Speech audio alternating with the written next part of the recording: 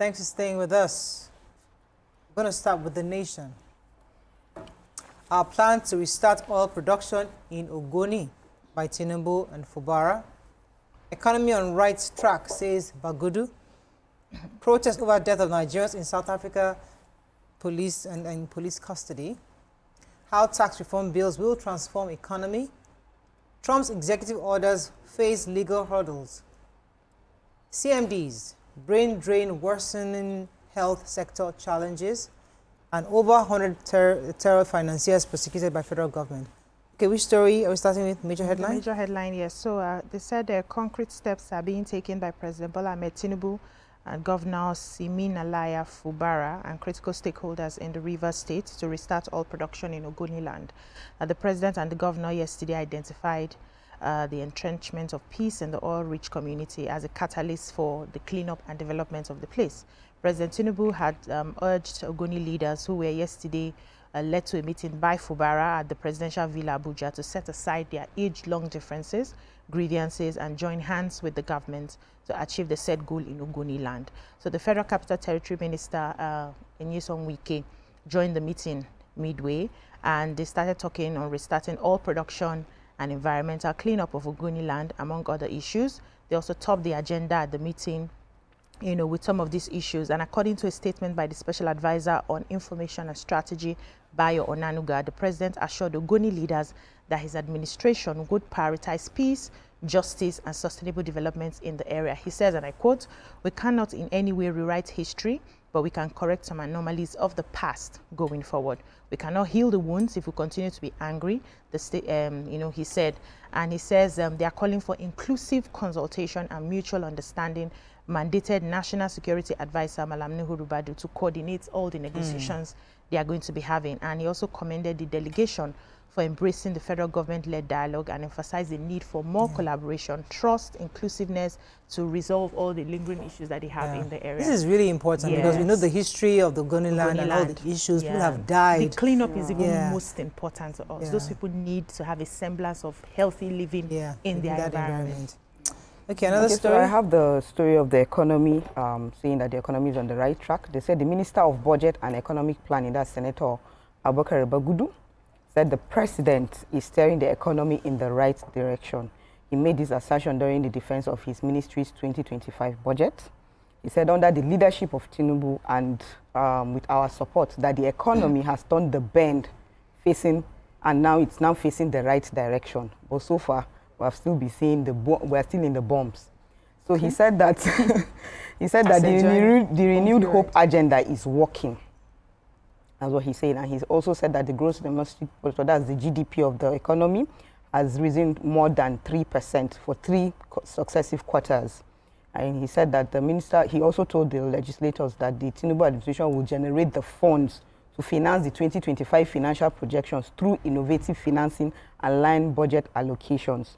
He also said that we should continue to support the President, whom God has given the vision, knowledge, and courage to take the country out of the wahala that it's in the last several decades. So let's see how that goes. So I have President Trump arrived, guns blazing.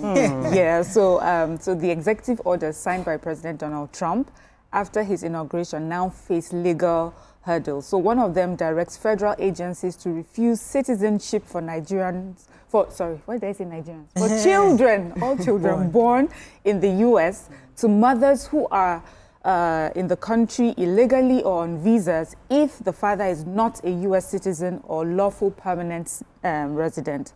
But his opponents, scholars, and other groups said he had exceeded the limits of his presidential power.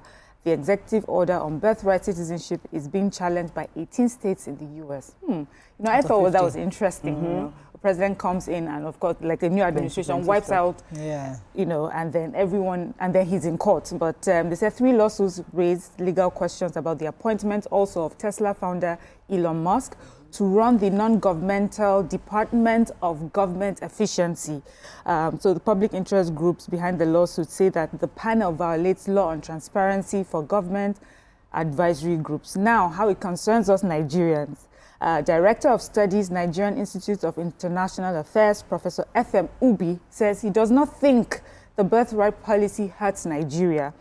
He says Nigerians who may be bothered by this are only those who want to go and have children abroad. He says, if we remember, the UK also had to impose the same policy some years ago, and we adjusted. So, you know, he does not see how this affects us. And then concerning deporting of illegal residents, he says, of course, if you're in a country without the proper papers, you should be deported, you know, or sent back. But if you're a rightful citizen of that country, it makes no sense to be sent back to your country of birth if you're a citizen of the United States. So Nigerians, it does not affect you if you're not planning on having your children in America and having them have citizenship. Okay, so going back to the tax reform bills, as you all know, everybody's been talking about it. They've been having stakeholder engagement for a while.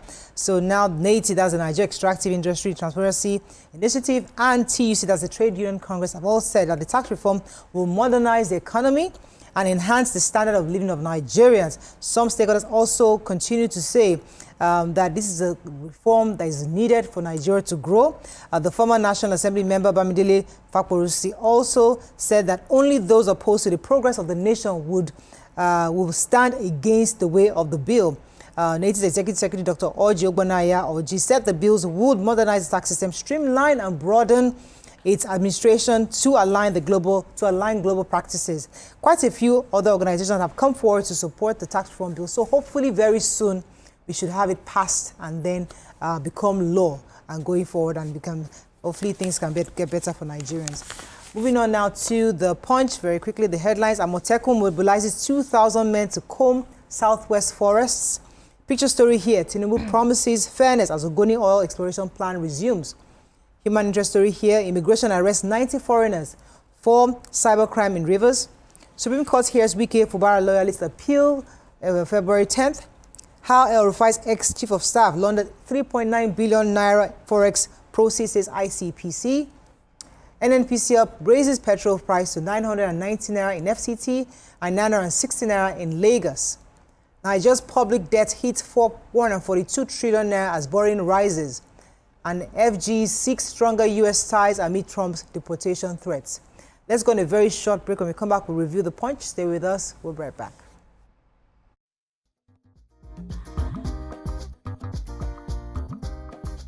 Stay tuned. Your View will be right back.